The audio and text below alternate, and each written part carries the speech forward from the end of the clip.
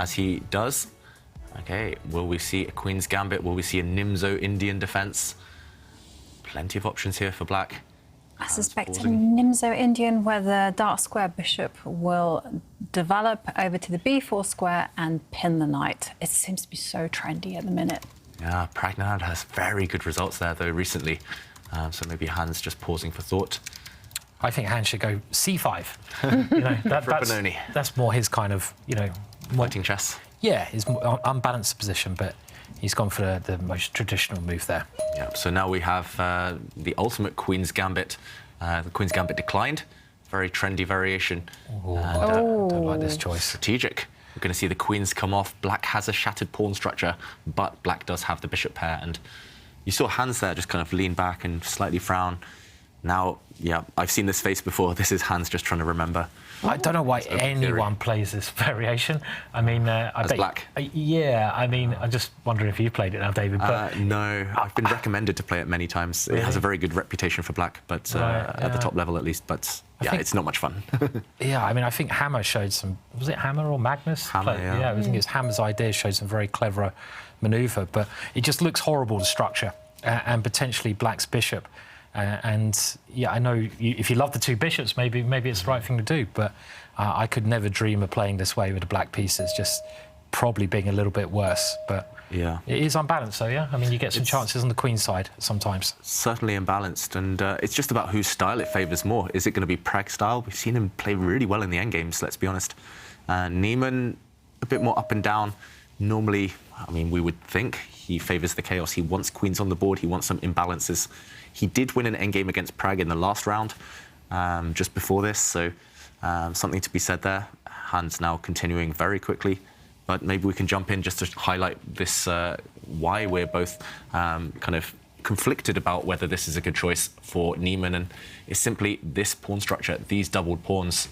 They'll never be undoubled. They'll never be able to push forward effectively. This is also an isolated pawn.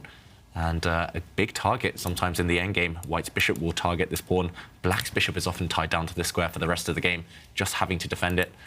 If you could imagine one of the white knights as well coming to this square, the bishop coming in, this guy is the big key at the end. But OK, first of all, some manoeuvring. Pragg is just kind of getting his pieces ready, maybe hinting at pushing a pawn in the center, at least asking the question to Hans, are you ready for this? Is your king feeling comfortable opposite my rook? I like what Pragg's doing. Another idea for white is to put the bishop on the square and then kind of at least try to force the trade on white's terms. But maybe that knight can come in as well, David, on the edge. I mean, there's, I don't like this opening choice from Hans. I think it's playing right into Pragg's style of play. I think Pragg will, you know, he's very well prepared. He likes these kind of, I mean, he's very good in all positions. Obviously, all the players are, but this to me is a bad opening choice for black. Yeah, it's a style thing, and yeah. I'm not sure it plays to Niemann's strengths. I still think black is rock solid, even if you sit and do nothing. For example, if you just bring your rook to this square, normally you can put your rook on the other square. You kind of maneuver around with your knight. You want to end up kind of putting your knight on the square where this bishop sits quite often, so you might have to maneuver it around. And yeah, as long as you can sit on a square with this black knight that threatens to maybe later jump into the center, then you're doing pretty well. But yeah, this one is going to be a grind. We're going to be sitting here for the next 20, 30 minutes discussing plans, small ideas. I'm probably just a bit biased because I'm just looking at the position. Like, no, I don't like. You're looking at these pawns, Simon. Yeah, I just like, the square in front of those pawns is often something that white can take over as well. I mean, it's you have to kind of just be very patient to play these positions. And is Hans a really patient player? I mean, of course he's a great player. He can play patiently, but he's going to have to show that in this game. Yeah, he's capable, but maybe it's not his #1 strength. And also, to really emphasise the point of these pawns, if you ever push forward with this pawn as black, for example, in this position, instead of moving the rook, if Hans is contemplating pushing forward with this pawn to clamp down on white ever advancing here in the centre, or clamp down on white advancing on this square, then, wow, he has just played it. I'm not sure about this one, but look at this bishop now. So ugly. Yeah. I mean, this is a move you normally only play in this variation if you have to, right? Yeah, it's last resort type of move. Normally you want white to, for example, have committed a pawn forward first. I was actually pointing out this move as an instructive mistake, something that is well known not to do, but Hans has played it, and not after that much thought either. I mean, I guess he wants to get the knight around to the centre, but... It's understandable wanting the knight to come around, but now what white can do, you can just park your knight on this square forever, and even if the black knight comes round, you park the bus in this case, the knight, but now white can just push forward with this pawn, kind of stopping the black knight from ever jumping forward. And look at this piece.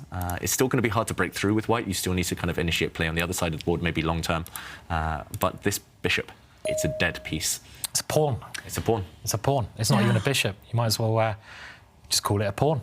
You've made it a pawn by pushing the other one. I mean, that's a very strange decision there from black. Probably just panic, because as David alluded, you know, the rook is opposite the king, and so he was so desperate to stop that pawn break. But I don't like this decision at all. I agree with you both. Yeah. Not good. It's just, I mean, sometimes we talk about ugly pieces, but we think that they're ugly visually for a reason, and here it's just long-term strategically. I mean, black is suffering, and even if you ever take this white knight, it looks like you double the white pawns, but I'm not even sure which way white captures, but still, it doesn't change the fact that this bishop is just a pawn, and it's stuck here. It can never, even if you kind of reroute it, even if you try and get it back, it does have a route out, but it's just stuck here defending this sorry pawn. It just looks like a long-term mistake, this last pawn push by Hans, I've got to say. And OK, he does go for trying to activate the black knight into this square. I'm expecting now Pragg to push his pawn. He doesn't maybe need to do this, but at some point he will. Yeah, I agree now, Simon. After this last pawn push by black, I agree, all because of this one bad piece. Yeah, I mean, it's just no fun playing this position either. That's the other thing. I mean, you've got to suffer for quite a long time now. Very strange move, that. Very strange move. It's not clear what black's plan is other than sitting and waiting. Maybe black could expand on this side of the board, and this is where he has a 4 versus 3 advantage on the left half, I guess, with pawns. But what do you do after that? You just have to sit and suffer. Yeah, and why saddle yourself with a bad bishop? And it's dire, and there we see the bishop retreats itself, because why not? And whilst the players are thinking, I wanted to share with you a selfie and also some tattoo recommendations for David and potentially Simon. So Doge TK says, more chess ink for David Howell. I have a nearly complete chess sleeve on my right forearm, and you can see it's actually the match between Bobby Fischer and Boris Spassky, and you can see Bobby Fischer with his concentration waves. I love that selfie. That is, TK. Yeah. And Liam Watson is saying, my tat in landscape. How about that, David? I'll let Hans get that ink on himself. And I'm not sure I believe it's a tattoo. Is that just Leon using a marker? Maybe. And meanwhile, the pawn moves itself forward, taking space. And I also wanted to show you one more. This is from Ferret, who says, David, I think this is the tattoo you need, and I think you could pull it off for sure. Simon? Hiya, what do you think? That's going to take some bravery, I have to say.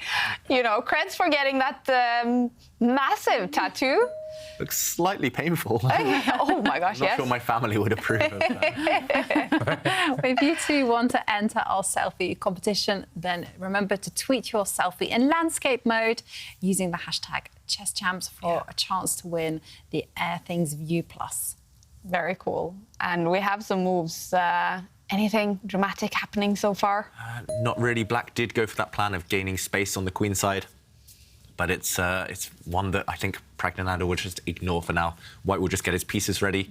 I'm slightly surprised he allowed the black pawn, the A pawn, to continue pushing, but not too big a deal there. It's all about whether Pragg can break through. I think that's the question long term now. Where is the breakthrough? We're going to be asking ourselves that on every move. All right. So if you were to get a tattoo of a chess game or a chess match like we saw Fischer against Spassky, then what would be? One of these 200 move games for David, all the way down his back, down his leg, down the other leg. It'd be like my score sheet. I'll just get it printed out on my back. That would be kind of cool. That would actually be quite cool. Yeah. So. Or maybe, there are some moves throughout my career that I'm especially proud of. My winning move against Ivan Sokolov, who was actually the coach of the winning Uzbekistan team at the Olympiad recently. One of my moves in that game, Queen H8 check. That was Do you reckon you could my favourite move of all time. You mean, could you get a load of theory tattooed on your arm? Loads of variations and stuff. How about you tattoo all your chessboard courses, Simon? That would also take a lot of space. I need a bit more skin for that, I feel. Yeah, but I could be like, hang on a minute, just get my tattoo out. Oh, right, yes. Yeah, so Is that cheating, actually? Oh, that's a if good you point. can't remember your theory, you're just like, knight f6 is the move. It's like Prison Break. Remember the guy had all the tattoos, didn't he, on Prison Break? true. How to escape, so... Yeah, that's a good programme. We'll have to check that with for thought. the main arbiter in Miami, Tanya. Would it be cheating to have a chess tattoo with some analysis? What about a slogan? Are you allowed that? Like if you had some chess thing, like the chess speak for itself. Motivational. Or, something motivational, that's some definitely kind allowed. of. That's not cheating. No, but I mean, if you had like, remember not to move the queen twice in an opening or something. I don't know, something along Really those. sad tattoo. Totally, but something that you always do wrong. Just saying you've got it tattooed, or go for the win. That's allowed. That's allowed. Oh, you're frowning, David. Are you not liking this move? I don't know. It's just so ugly for black. Look at that black light squared bishop in the corner. Look at all the holes in black's half of the board. He's pushing forward, gaining space, but in an endgame, with queens off the board, that's not really relevant. Maybe Pragg can bring his other knight around to G5 or something. It just... I think as you said though, David, it's like can white break this down? And I think black's trying to shore up the queen side, right? To try to stop things over there. I mean, you might need to do a pawn break at some point from white. And if you have to play a pawn break, then where is your pawn break? But it's going to be a long game trying to achieve that. White has this little queen side pawn break, b3. But I kind of like you might as well move your pieces as many times as you can first, right? Like you told us yesterday, David, when you're looking at its ending, if you've got a good position, your opponent's clearly just defending, get your pieces to the best squares first. Sorry, Ivanka. I was inspired by both you and Simon's words, and I was just thinking, hang on a second, move the piece, move the knight on c3, let it go on an odyssey around the board. Yeah. I mean, look at that. G5 was the square that I mentioned. Looked pretty good there, actually. I mean, there might be other squares as well, but G5 is definitely one way you could defreeze a normal square for it as well, isn't it? I mean, that'd be a nice position. Exactly. Another idea that popped into my mind. I'm not sure what black does here. Say black just waits. You're right, Simon. Just move this bishop, kind of drop this knight back. You've kind of got squares to jump into later. Dark squares that are only barely covered by black's bishop. And for example, if black continues to wait, you can jump back and jump into this square. And sooner or later, you can start stacking up your rooks on this semi-open file. Maybe you don't need pawn breaks. Maybe that's the key. And if black keeps waiting, again, it feels like maximum pressure. Sooner or later, you'll jump in with a knight to this square or this square, and black's position might just collapse. I'm not sure that this is the best square for white's bishop. Maybe you could kind of transport it all the way over to this side of the board to target this weakness. But you do have that time. You have that luxury. Most likely the game will continue at a slow pace, and it's just about putting pieces on good squares for Pragg. And the reason you can do this is because black just can't do anything. I mean, look at black's bishop. It's disgusting, and it's like black is a piece down. Black doesn't really have anywhere to play. I mean, you can if you try something on the queen side with pawn push, it can always be locked down by one of white's pawns. And he's gone your way, actually, so which is a sensible idea as well. And, I mean, you try to win this position by not moving your pawns of white, because by moving pawns you create a different kind of scenario, and you might not need to do that as again you mentioned there, David. So another move that I would love to have played at some point over the last few turns actually for white was to push this pawn forward. But as you mentioned just there, Simon, maybe your idea is to push b3 at some point to open up some lines on this side of the board, and now you no longer have that option. This pawn is on a dark square, and it will be a target for the bishop later on. So, just why commit? You don't need to commit. Pragg will enjoy this position for the next 20, 30, 40 moves. And just by dropping the bishop back, he's saying, OK, I've got all the time in the world to dance around with my knights. This knight's jumping back. This knight's jumping back. I'm going to stack up my rooks eventually. And it's also the theory of two weaknesses. Black has some weaknesses on this side of the board, and black also has this backward pawn. So, long term, it just feels like Black is going to be the one suffering. OK, he puts his rook now, Hans, on a semi-open file, but this pawn is well protected by White's king. I don't really see what that does. White's knight will just drop back now, overprotect this pawn, and it will free up the other knight to start jumping.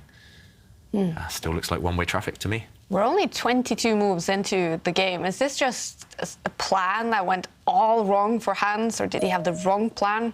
Yeah, I think maybe Simon was right. It was just an opening that didn't suit him. But I think the key that kind of turned it in White's favour was putting a pawn on this square, just locking in his own bishop on a bad diagonal.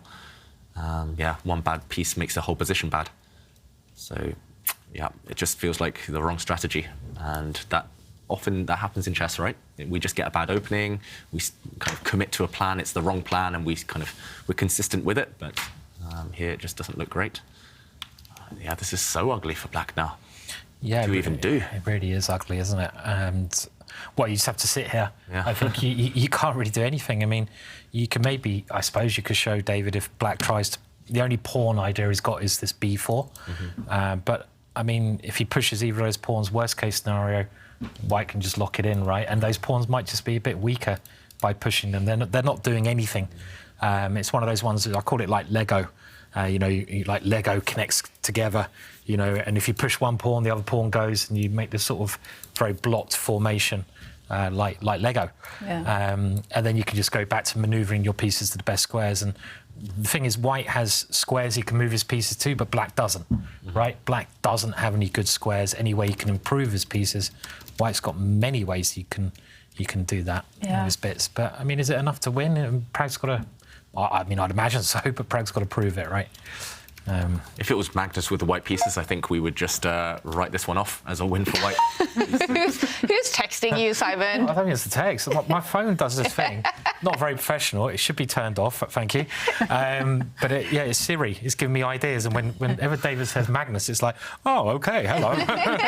Magnus. Not always, maybe, but it's like, Magnus is here. I've just named my phone Magnus, basically. So, if you were playing Simon in Miami, you'd be disqualified now with that phone beeping. I would be, yeah. Maybe I should be kicked off the commentary. I'll turn it off. There's no arbiters in this room, don't worry. Yeah, OK, good, yeah.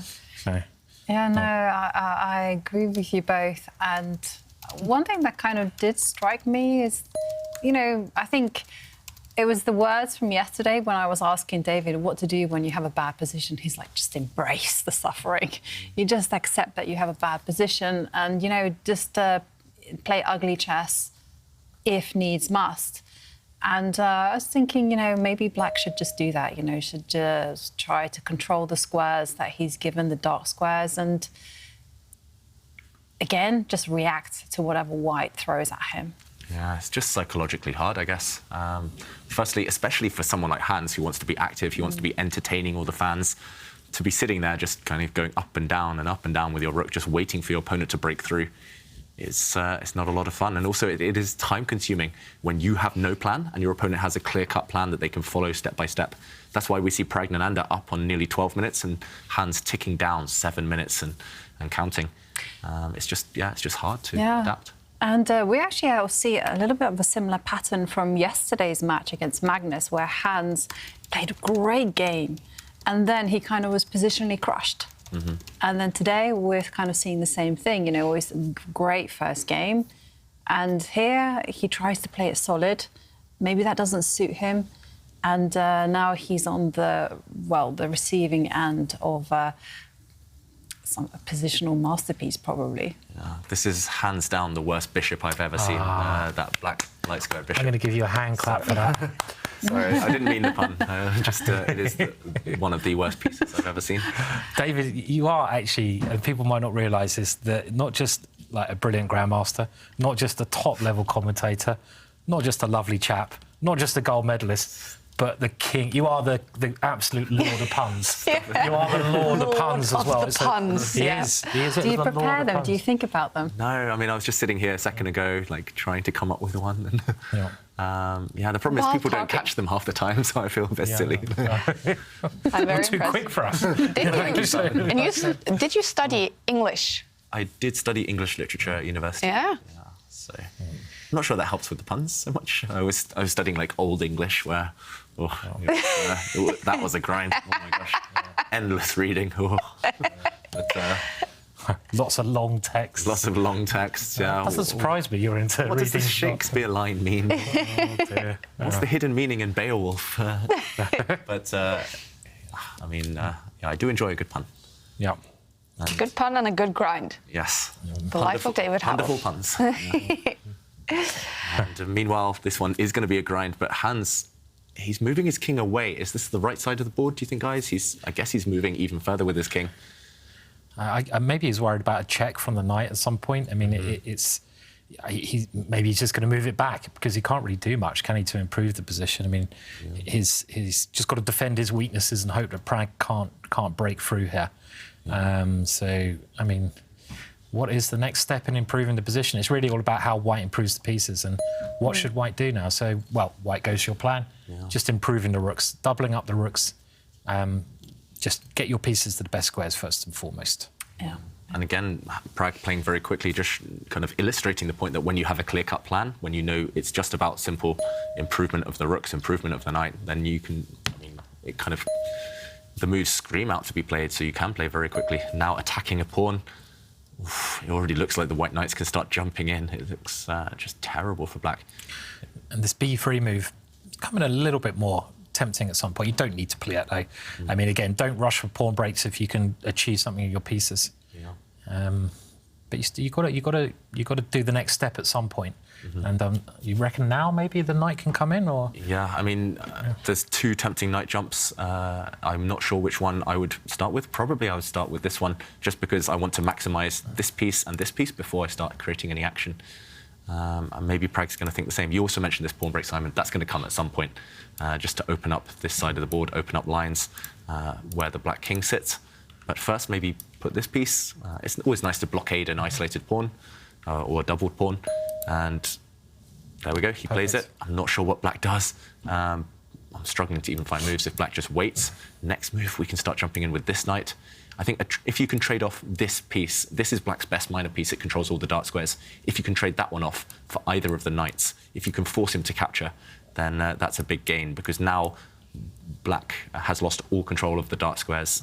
This rook is on a permanent outpost. This other knight can start kind of dancing into the squares that the kind of its previous knight was trying to use. And yeah, I mean, this just looks glorious. Okay, Hans is waiting with his bishop, but this, yeah, I'm not going to make the same pun, but it is a very bad piece. Yeah, the one thing you don't want to do with white, the one big mistake, you never want to capture it. Just leave your opponent with a bad piece. Sometimes it's better not to capture, even if it's a free piece, just leave them with that kind of locked-in bishop. Yeah. Oof, suffering ahead for Hans, and I love all the possibilities that you guys have come up with. And lo and behold, the knight jumps into this black half, and probably we're going to see the bishop make a trade. And whilst the players are thinking, and Hans is desperately trying to find a way to survive, well, a few more selfies from our viewers all over the world. Emig Mikolai is sending us greetings from Poland, Gdansk, which I know is a very beautiful city. Yeah, it looks beautiful. Watching you on the phone at the Shipyard Marina. How cool. So cool. And Maritza is also sending us greetings from Mauritius with her unicorn mug and tea. That's my favourite drink. It's almost 9 o'clock there in Mauritius. Yeah. So it's so cool that you guys are watching everywhere. And Bon Reynald Thibaud is working at home whilst watching Magnus against Levon here in Cebu, Philippines. Ooh, it's going to be late. It is going to be Bon. late. Yeah. And yeah, we have a move. But yeah, if you want to enter our selfie competition, then please remember to send your selfie using the hashtag ChessChamps, and very importantly, in landscape mode. Yeah. I was just thinking about tattoos there. Yeah. What tattoos? Oh, yeah, I was just thinking you could have, because checkmate on your finger or something. That could quite I only said it, first time I came to Norway, I met a guy at the chess club. He was a very scary guy. Very scary guy. And he had one more beer tattooed on his lip. and he went to the bar. The and words, one more beer. Yeah, and he just, or one beer, I think it was, and he'd just go, like that. And one beer, yeah. He was a really scary guy. I think he got into chess when he was, maybe locked up somewhere, I imagine. So, yeah, I don't know. But checkmate in your finger, you could just be like that, when you're playing or something. You could be like, that's just clever. have a little, or how little about in the half list then? Yeah, I mean, if you really go extreme, you could be like, yeah, I don't know. I don't think I could do the lip one. No. I mean, I think you could pull it off, Simon. I would support you if you wanted it. If I wanted to get a checkmate tattooed on Just my... have resign. Resign? That's it, Resign. yeah. And then you don't have to say it. Then you don't have to say it, you just go resign. Yeah. Well, Or on the Indiana middle Jones, finger. They had I love you, didn't they? And you could have resign on your eyelids, so you just like, do a bit of subliminal messaging so as you go. It's like that quote from The Queen's Gambit, "You resign now." Or, Yeah. You resign now. So, yeah, you could just like close your eyes. Or a picture of the is it janitor or the guy who says that? Yeah, Mr. Scheibel. Yeah. Many cool tattoo ideas, and send them in if you have some ideas as well. We have a move from Hans. It is a bishop move, but that bad bishop is still locked up. Yeah, it's not a handsome bishop. On fire today. Every time, it's got to be a little round of applause. But the problem is for Hans, he's had to trade off his best bishop, his better bishop, and he's just going to be left with that block of wood, that light squared piece. So again, if we jump in, there's a bit of a decision here for Pragg. He has to decide. He's got two very tempting moves. You can capture with this pawn or the other pawn. I'm not 100% sure which way I would capture, to be honest. They both look great. I'm slightly tempted to capture this way just because black has the control over the e-file anyway. I don't need to open up that line. And then one plan for white could be to maybe bring the rook up to this square and then start picking off some of the weaknesses that black has. But yeah, I mean, there's an argument for the other way as well. If you capture the other way, later on you could maybe aim to try and conquer this central file. And even if you swap off all the... OK, Pragg has gone for this. Even if you swap off all the rooks, I was going to say, even if all the rooks get traded off the board, you're basically playing a piece up in the endgame because black's bishop is so bad. And what is this last move from Hans? He's just moved his rook off the open file. Handsome mistake. Yeah. Yeah, maybe now you can take over that file and put the rook in the centre of the board. I mean, it just looks, to be honest, these positions, computers can put up some resistance, but for a human, you get so frustrated, right? And you kind of know you're going to lose anyway because you're a piece down. This bishop is not a bishop, it's a pawn, and that's what you've got to remember. You can never do anything with the bishop. So, well, Pragg taking another approach there, just taking his time to double up on the open file, I guess. I think his idea is actually to drop his knight back and into the centre. Yeah. And, for example, if black just does nothing, then this is just going to be deadly. Not only is the knight attacking this pawn, but you can pretty much just not move here as black. And, yeah, he'll decide what to do with this bishop later. It's just about improving the white knight. And Hans finally making the move that I've been dreaming about for the last 10 moves, because, I mean, that knight was just not doing a single thing. At least put it on the d6 square, as David's highlighted, and then maybe you can get active and just plonk it on c4. Yeah, the problem is even if the knight gets to an active square, it could either get kicked away later or it could just get traded off by the white bishop.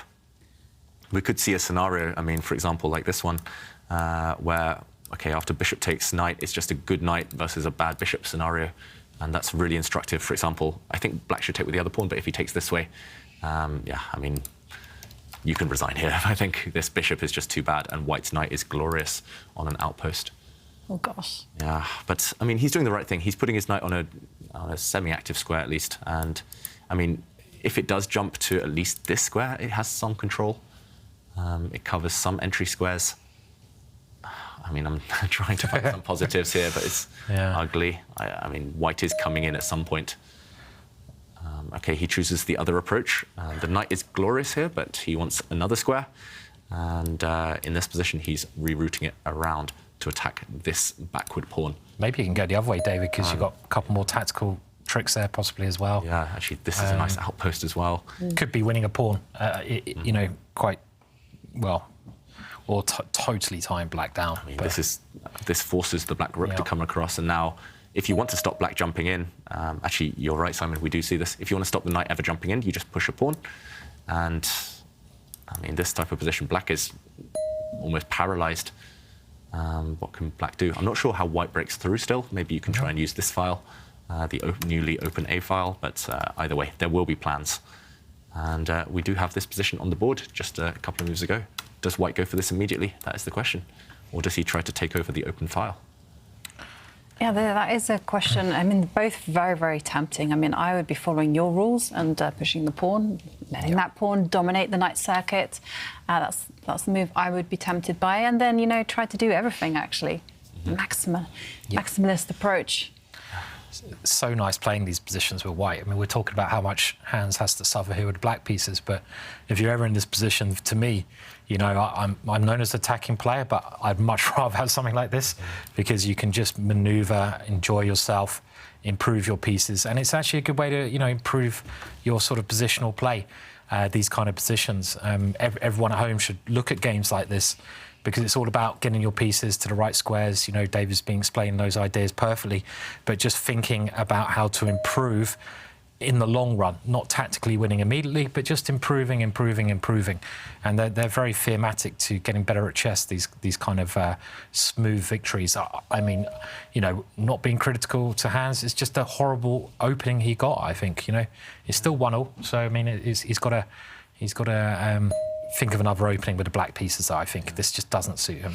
It's not, yeah, you're right there, Simon. It's not as if he's played badly, Hans. He just chose a poor opening. And I think maybe just one strategic decision, and this is the consequence. Just unable to move. And, OK, he does push a pawn.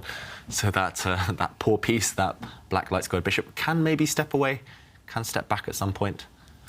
It's just whether it's in time. White's rook can now occupy the A file, start trying to creep in over there. There we go. I don't think black can challenge for that file without losing a pawn.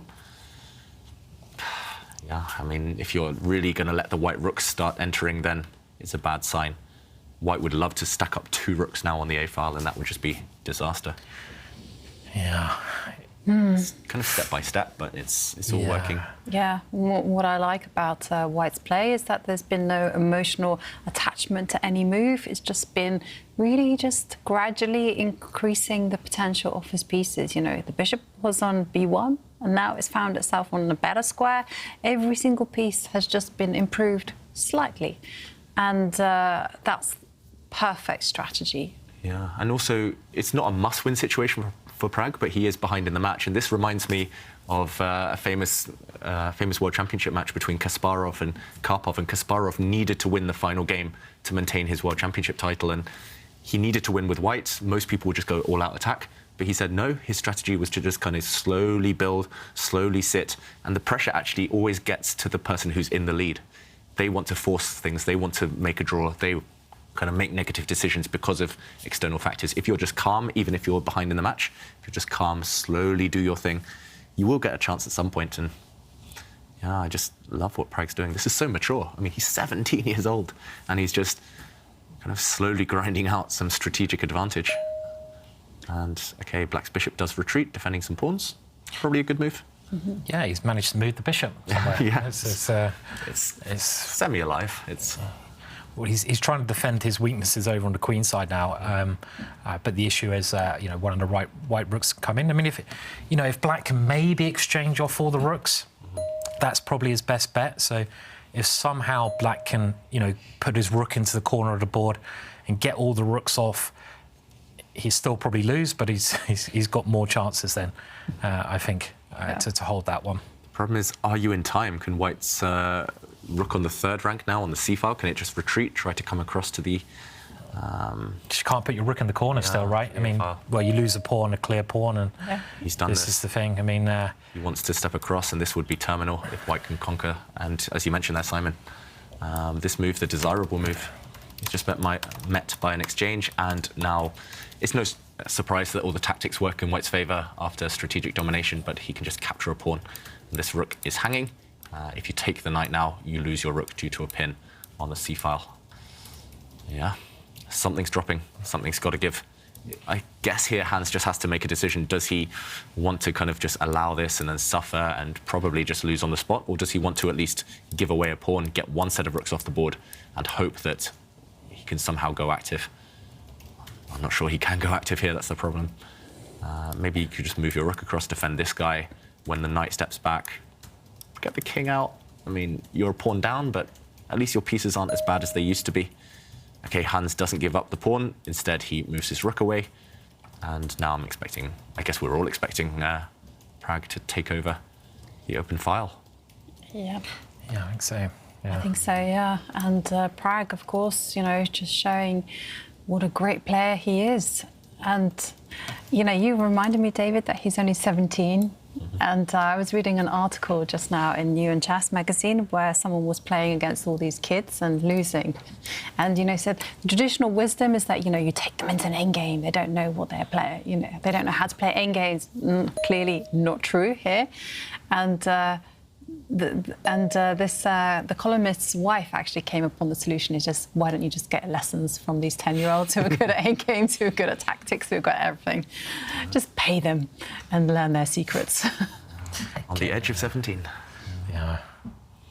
Yeah, and right now, I mean, I guess you can improve this white knight, you can kind of bring it back. And I mean, is there a defense to this, the white knight stepping back?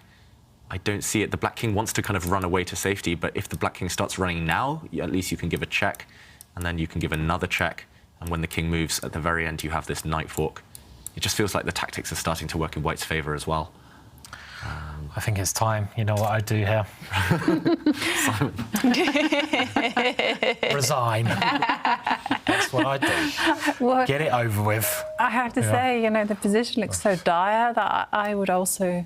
I've held on quite a long time, to be fair. I mean, yesterday I'll be resigning 20 moves ago in this game, so I'm doing better today, I think. Progress. I'm fighting harder in my mind. No, but here, I mean, it's just complete dominance. And as David pointed out, the patterns and tactics all favour white. It's unsurprising. I mean, just take a look at black's pieces. They're clustered together, awkwardly placed. Black's position just creaking. You know what I would do? I might finish in style. Try to self-mate myself. So knight b7 and bishop d7. You know, I'd try to, you know, just try to get a little mating net around my king. Yeah, so, but it's quite artistic. I love seeing, you know, you just allow checkmate on the board. Why not? Yeah, because you don't see it at this level at all. They never allow. Oh, hello, he's going for it. Bishop h3, bishop d7, and come on, bishop d7. Allow the checkmate, or no, he'll never do that. He can defend his pawn. He will defend the pawn in a different way, and the game continues. I guess he's not completely done yet. No, I mean, he's clinging on by his fingernails, but yeah, he's defending everything for now.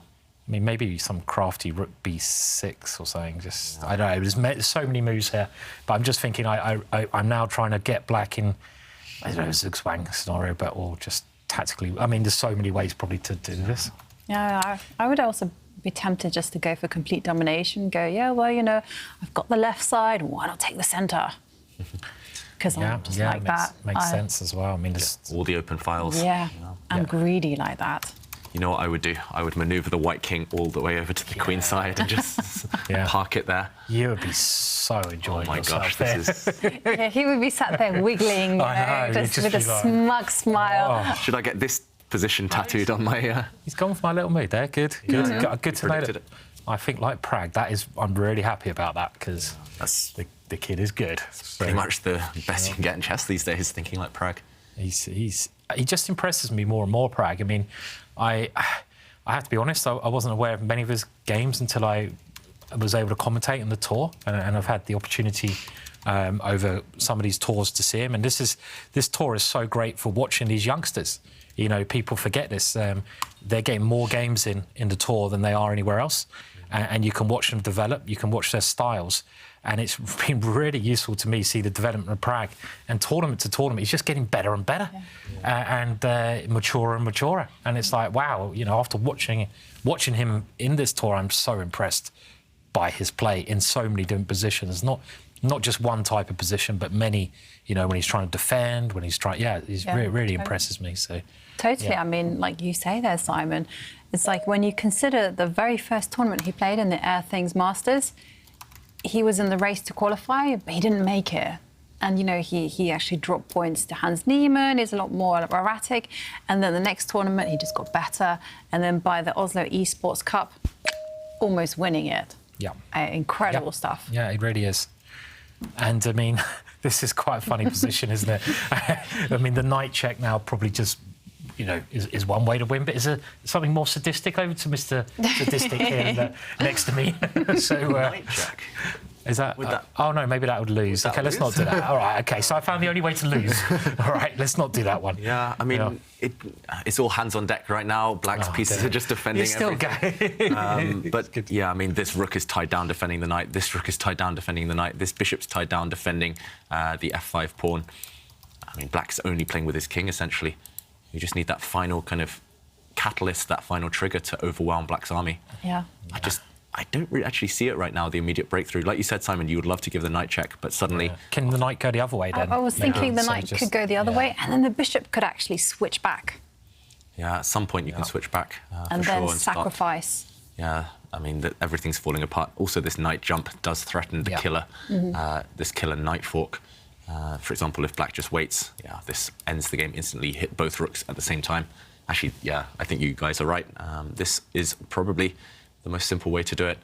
I'm just wondering if, can Black move his knight? No, he can't. The problem is, if you move your knight now, all of the rooks are kind of looking at each other.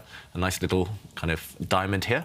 But the problem is, at the end, there is, I mean, all the tactics work in White's favour. A rook capture, and at the end, you capture the knight. And a knight jump, knight fork, you win the game. And he does play it. Every time we stumble across a strong move, Pragg seems to play it. He brings his knight to this square. We're going to see a result any second, I think, because after a trade, this rook move is just going to overwhelm Black. This knight is kicked away, and when the knight moves, this check will just win the house. This is one check. Next move, this pawn will fall. Every pawn here is just about to drop.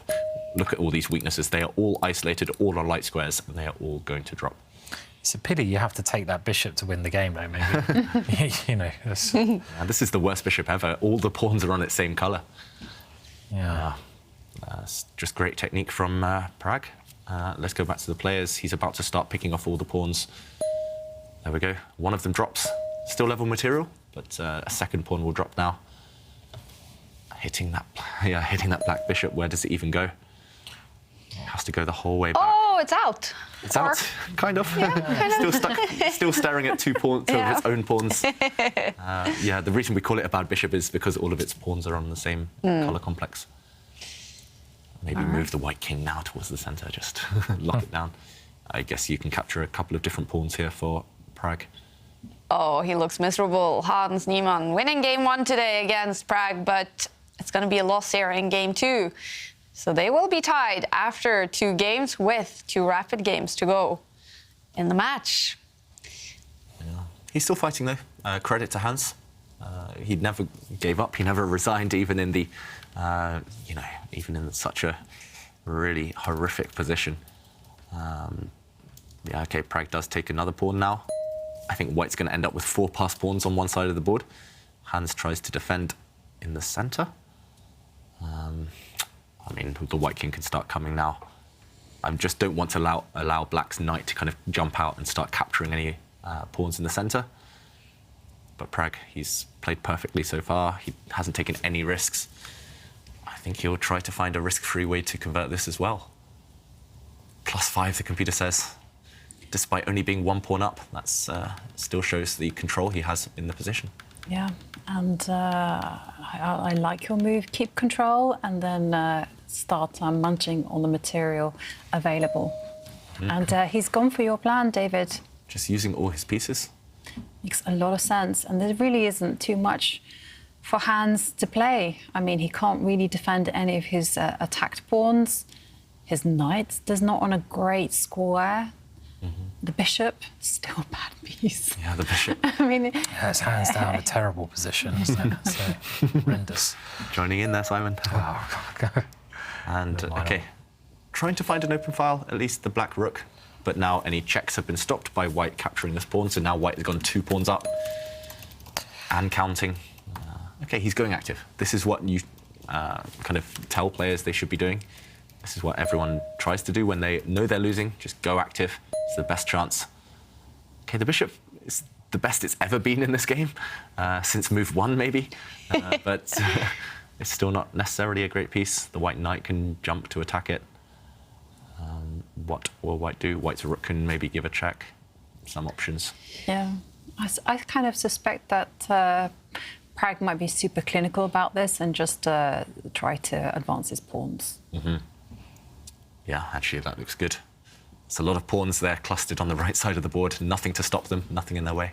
In the other matches and other games going on, the bar is in the middle between Magnus Carlsen and Levon Aronian. Magnus won game 1, and it looks like right now he will keep his lead if Aronian is not able to come up with something very clever in this game 2. But look at that, between Alireza Firouzja and Anish Giri, they drew the first game. And the bar is over to Anish Giri's side. He has lost both his first matches in the tournament, Anish, and he needs points. And it's looking good for him in this game 2 against the young and great Alireza Firouzja, and also Jan-Christoph Duda against Liam Le. Liam, he won the first game. And is he about to go 2 points up in the match against Duda? That would be incredible for Le, who's also stuck on 0 points after 2 rounds in the tournament. He could decide this match in the next round with a draw if he wins this game. And Duda is shaking his head. He's not liking what's happening in his match against Liam Le. And in the game we are following, Pragg could be about to tie the match against Hans Niemann. I guess it's getting quite close. And look at that, the clocks as well, ticking, but Pragg seems to be in control. He's in full control, and he should be winning any moment now.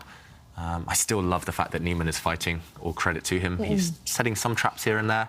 Pragg has had to show some accuracy, at least at the end. But now, I mean, I'm trying to calculate. You could have captured Black's rook. You could have captured Black's bishop, as Pragg does.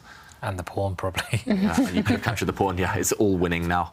And the problem is the Black knight is attacked. And he just lets it drop.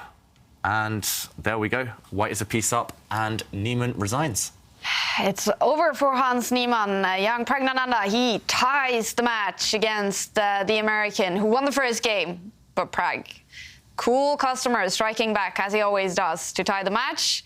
And 2 rapid games to go in their match. Praggnanandhaa must be happy after this one, heading out to the lounge.